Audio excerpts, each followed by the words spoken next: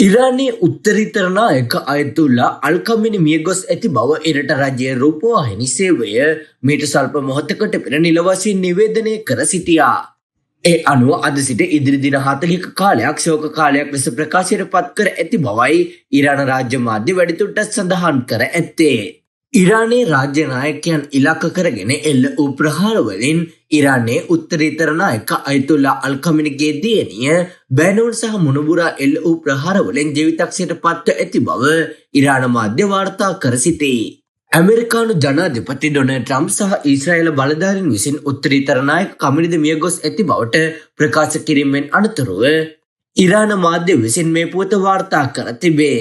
මේ අතර ඇමරිකානු සහ ඊශ්‍රායල ඒකාබද්ධ ගුවන් ප්‍රහාරවලින් පසු ටෙහෙරාන් නුවර පිහිටි ඉරාන උත්තරීතර නායකයාගේ නිල නිවාස සංකීර්ණයට සිදුව ඇති දැඩි හානිය දැක්වෙන චන්ද්‍රිකා ඡායාරූප මේ වන විට නිකුත් කර තිබේ.